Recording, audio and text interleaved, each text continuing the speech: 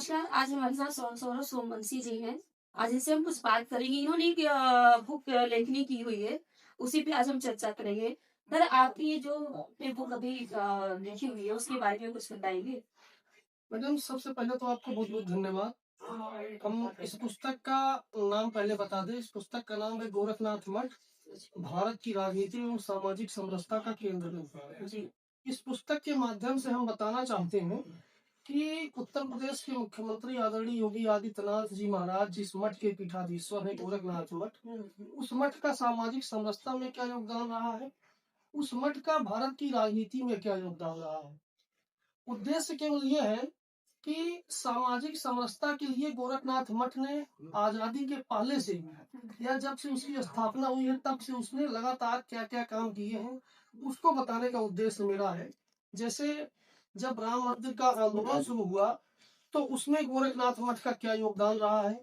मुख्यमंत्री योगी आदित्यनाथ जी महाराज के दादा गुरु पंत दिग्विजयनाथ जी महाराज और अवैधनाथ जी महाराज जो उनके गुरु जी थे, उन लोगों का क्या योगदान रहा है सामाजिक समरसता में, ये सब मैंने इस पुस्तक में बताया है।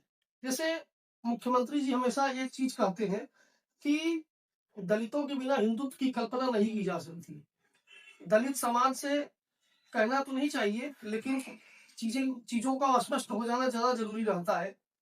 चाहे महर्षि वाल्मीकि रहे हो, चाहे वेद व्यास रहे हो, चाहे डॉक्टर अम्बेडकर जी रहे हो, इन लोगों ने समाज को अपनी अपनी कृतियों से हमेशा प्रकाशित किया है।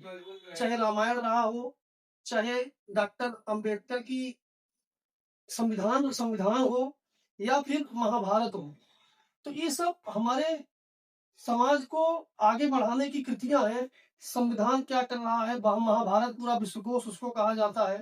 तो ये सब चीजें हैं।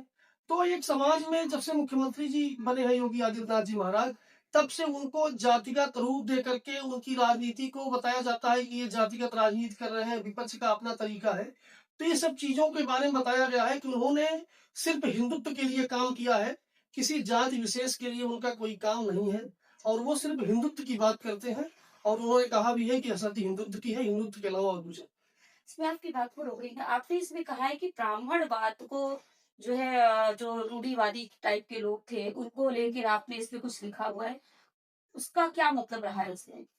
मैडम, ये है कि जैसे कोई भी हिंदुत्व था, हुँ, हिंदुत्व में एक समय में पाखंड आ गया था। हुँ, अगड़ा पिछड़ा, ऊंच नीच, ये सब चीजें आ गई थी, तो नाथ पंथ आया। हुँ। नाथ पंथ में आने के बाद व्यक्ति किसी जाति का नहीं रह जाता है, वह सिर्फ नाथ का होकर के रह जाता है। तो नाथ पंथ ने, महंत अवैधनाथ जी महाराज ने उसी विचारधारा को आगे बढ़ाते हुए जब 1989 में भगवान श्री राम मंदिर का शिलान्यास हो रहा था, तो उन्होंने महंत अवैधनाथ जी महाराज ने ही कहा कि इसकी पहली ईंट कामेश्वर चौपाल जी रखेंगे। इसके अलावा जब राम मंदिर का भगवान श्री राम का प्रकटीकरण हुआ 1949 में 22 दिसंबर की रात, तो वहां पर वो मौजूद थे। तो ये आंदोलन जो चला, मेरा बताने का उद्देश्य केवल इतना ही, जो आंदोलन चला ये सिर्फ हिंदुत्व का आंदोलन था। इसमें कोई, जितना इसमें विनय कटियार जी भी थे, उमा भारती जी भी थी, ब्राह्मण भी थे, सारे समाज के लोग थे। तो उनका मतलब ये था कि जो समाज में ऊंच नीच भेदभाव था, नाथ पंथ लगातार उसके लिए जो काम कर रहा है, उसी को महंत अवैधनाथ जी महाराज ने आगे बढ़ाने का किया। हमेशा उन्होंने, जैसे बिहार में, बिहार की बात हो तो बिहार में तमाम सारे सैकड़ों मंदिरों में उन्होंने दलित पुजारियों की नियुक्तियां करवाई। वो दिखाना चाहते थे कि ये हिंदुत्व जो है केवल ब्राह्मणों का, बनियों का, क्षत्रियों का या ऊंची जातियों का नहीं है, वो उतना ही पिछड़े वर्ग का है, उतना ही लेखों का है, और सबका हिंदुत्व है। हिंदुत्व के दायरे में हर एक व्यक्ति आता है, हिंदुत्व के दायरे में कोई विशेष जाति नहीं आती है। जितना काशी के पंडों का है, उतना ही समाज से सबसे निचले पायदान का हिंदुत्व है। और उसी पर महंत अवैधनाथ जी महाराज ने काम किया, और वही काम मुख्यमंत्री योगी आदित्यनाथ जी महाराज का। इस बुक में मैंने पढ़ा तो उसमें बहुत एक विशेषताएँ देखी है। इसमें आपने लिखा है मेरी माँ श्रीमती निर्मला सिंह की स्मृतियों को समर्पित कर रही है वो। इसका क्या जी, है? वो असल में ऐसा था कि मेरी मम्मी पिछले 3 दिसंबर को हॉस्पिटल में एडमिट हुई, और उसके बाद करीब 1.5 महीने हॉस्पिटल में रहने के बाद उनकी मृत्यु हो गई। तो उसकी कहानी अलग है, वहां पर जो कुछ हुआ वो सब आप लोग सब जानते हैं। तो अब उसका जिक्र करने का कोई मतलब नहीं, नहीं, उन्हीं की याद में आपने इस बुक में उनका विशेष दिया है, इसलिए हमने आपसे मैंने पूछा। उन्हीं की याद में उसको मतलब वो उसको समर्पित किया है, जी। तो ताकि उनकी स्मृतियां हमेशा रहे। और कोई बात नहीं। इसमें आपने एक और शब्द लिखा है, गोरखनाथ मठ की भारत राजनीतिक एवं सामाजिक समस्या का केंद्र बिंदु है। इस बुक में सामाजिक समरसता का केंद्र बिंदु। हाँ, क्योंकि समझता मैं ये बताना चाहता हूँ, गोरखनाथ मठ भारत की राजनीति का केंद्र बिंदु रहा है। और सामाजिक समरसता शब्द मैं आज आपको बता देना चाहता हूँ। सामाजिक समरसता शब्द तमाम सारे संगठन इस शब्द का प्रयोग करते हैं, आरएसएस से लेकर तमाम सारे लोग जो समाज में काम कर रहे हैं। ये सामाजिक समरसता शब्द ही गोरखनाथ मठ की देन है। समाज में सबको साथ लेकर चलने का काम गोरखनाथ मठ ने शुरू किया।